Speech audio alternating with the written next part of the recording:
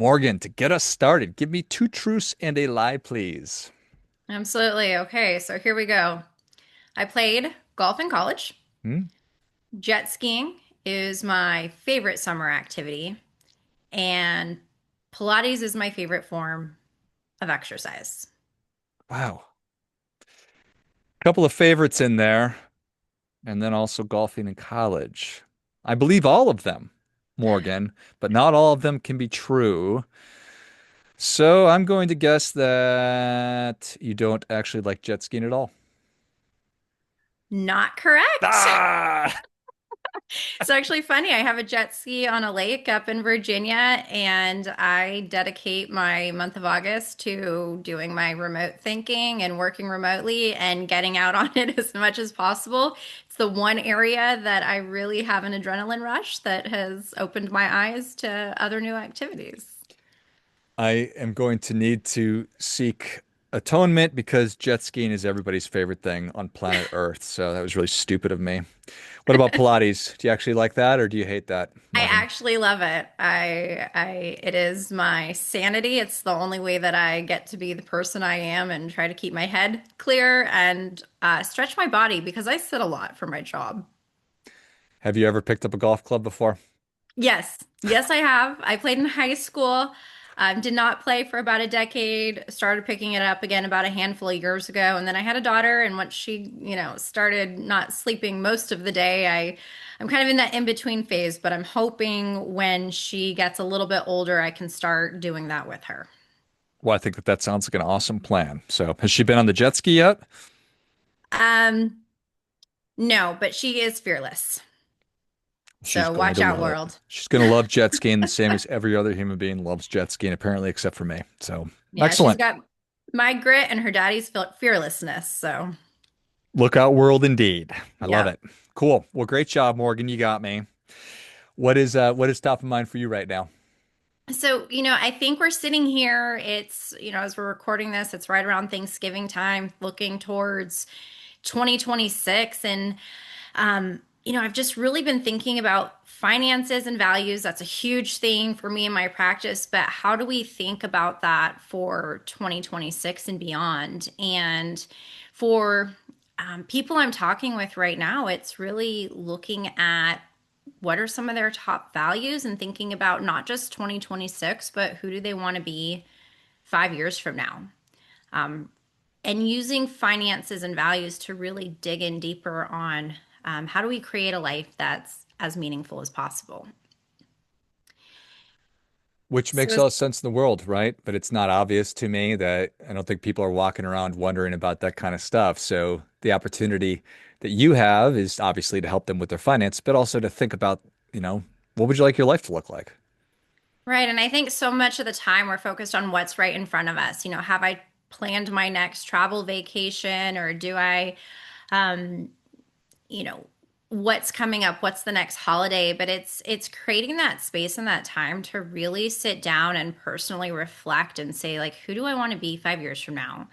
I'm working with some clients right now who are thinking about retiring at the start of the year, and so we've been digging in on some great conversations, being like, okay, they want to live in the house they live in. Retirement's really important to them. Family is something that they value significantly. So they want to be able to go travel, to be with their children, spend time with grandkids.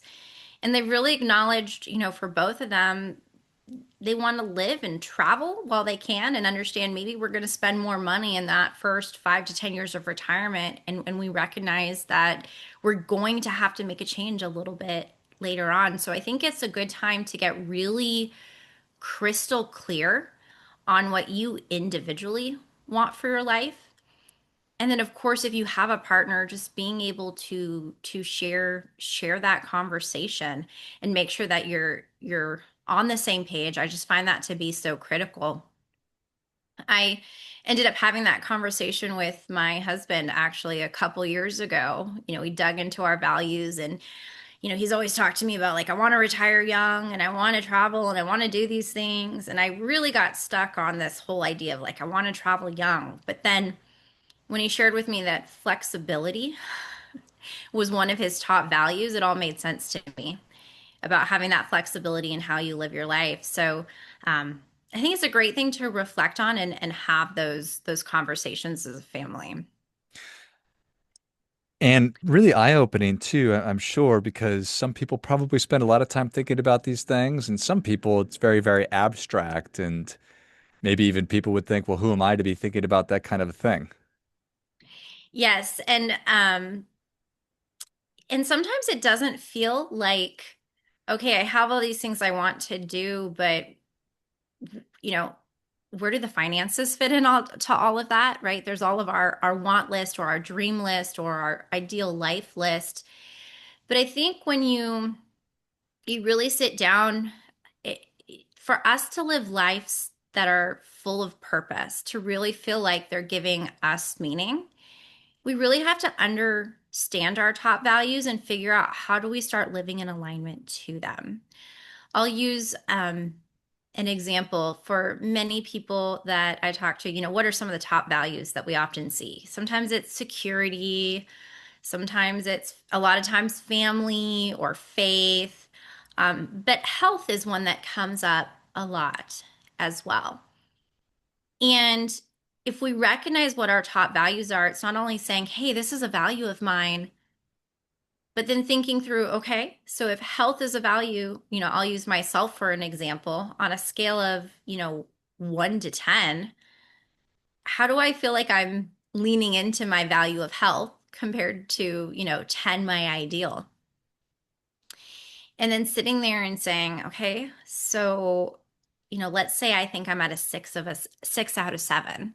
It's just, what would it really take to get me to a 7?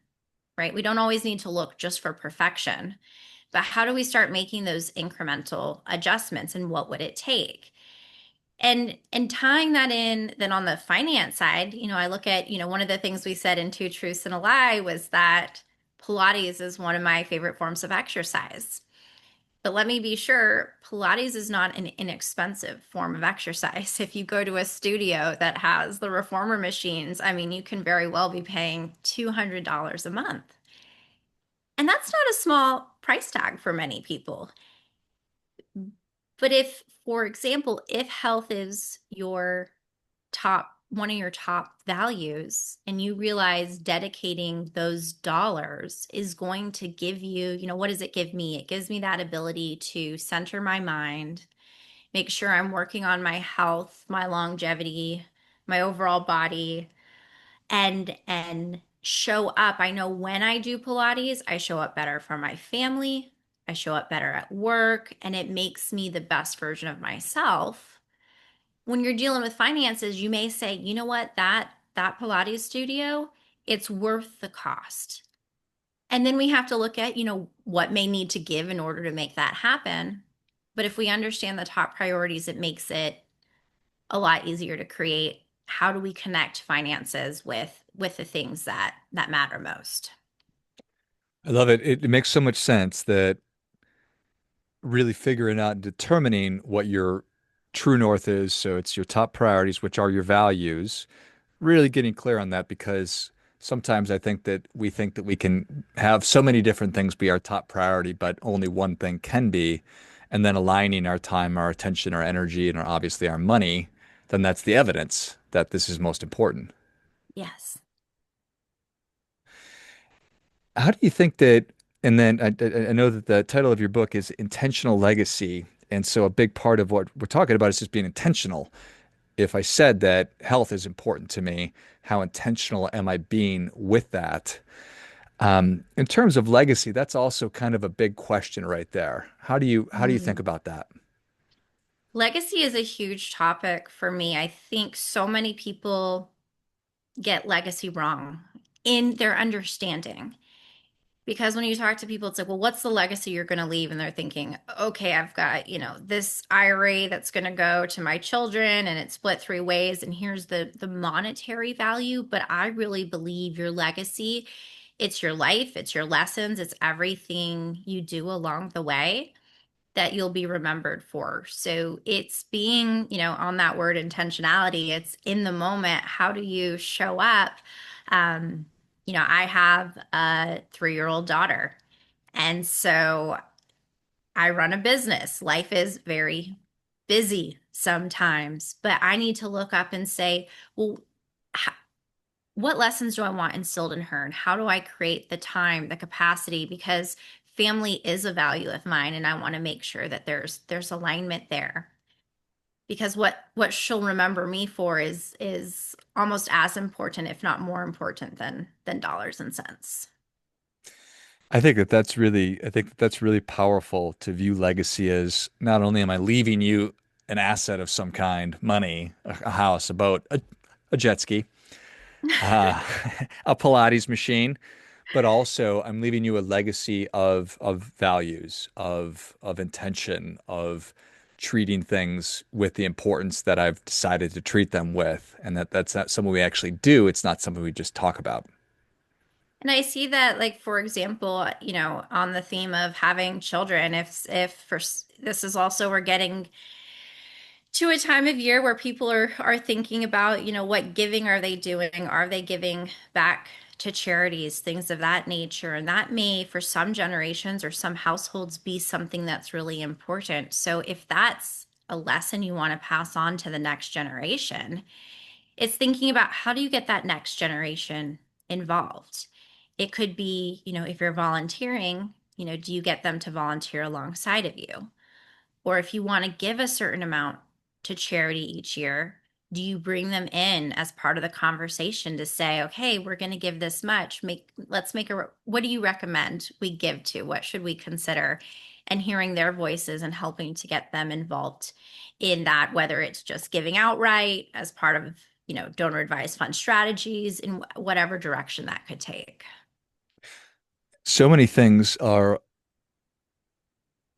there's so many different layers to that I think are so important.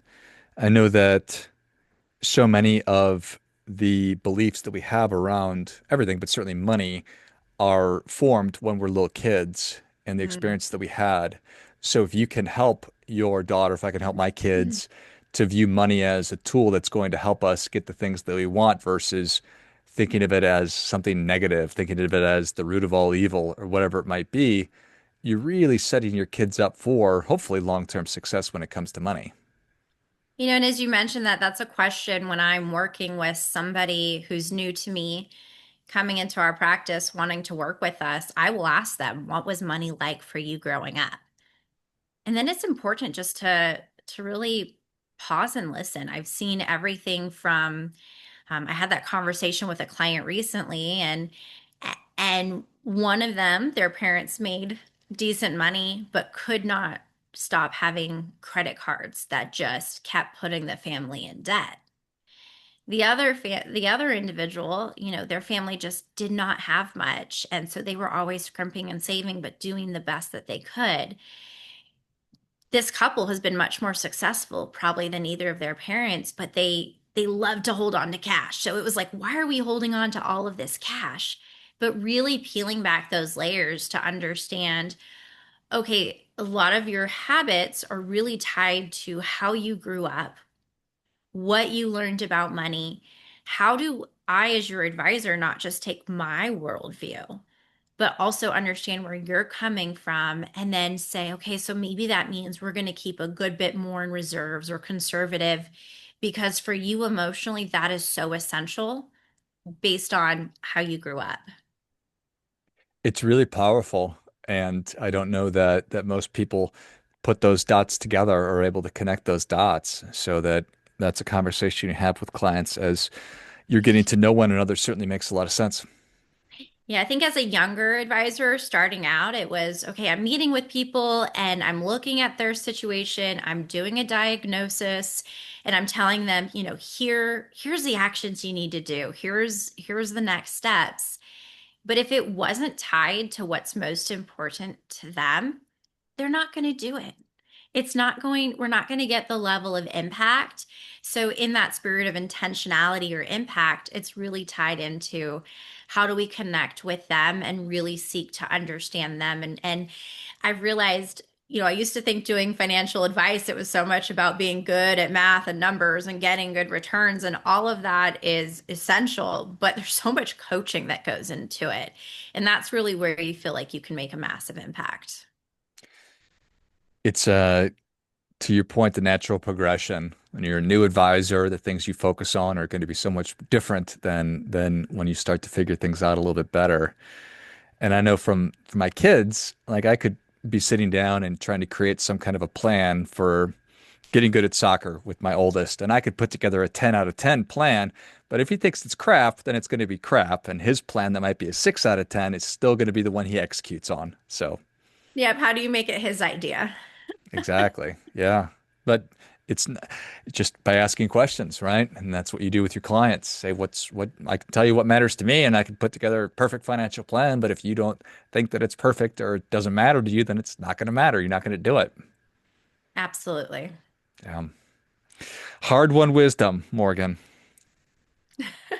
I like it. And we just keep adding layers and we learn from stories and just continue to try to grow as I think individuals. And that's been really huge for me working with my team is we've really leaned into the behavioral understanding, the human aspect of it all, and getting our team trained to really lean into the coaching side because we know that's where you don't feel like a number, you feel like your team really knows you.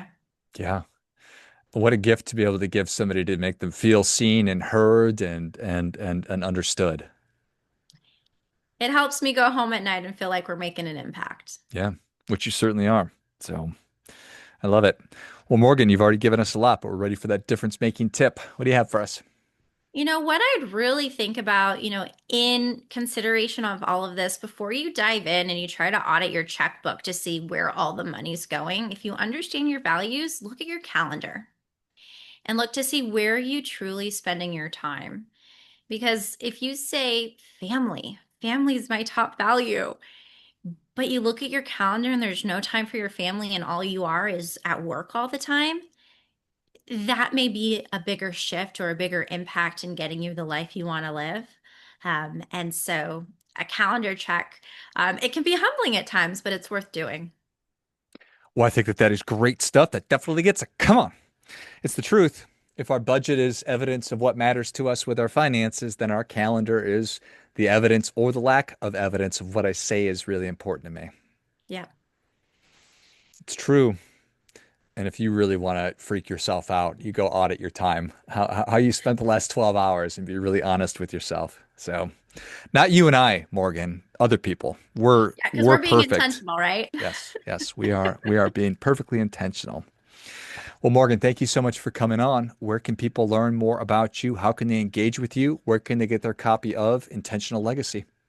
So we wrote Intentional Legacy book, came out earlier this year, and you can request a copy at intentionallegacybook.com. And if you want to learn more about me and my team, our website is lifebranchwealth.com. Excellent. Well, if you enjoyed as much as I did, show Morgan your appreciation. Share today's show with a friend who also appreciates good ideas. Go to intentionallegacybook.com and get your copy of Intentional Legacy. And then to learn more about Morgan and her work, go to what is the website again? Lifebranchwealth.com. Lifebranchwealth.com. We will certainly link all of those in the notes of the show. Thanks again, Morgan. Wonderful. Thanks for having me on today, George. Finally, friendly reminder, there's never going to be anybody more interested in your financial success than you are. So act accordingly.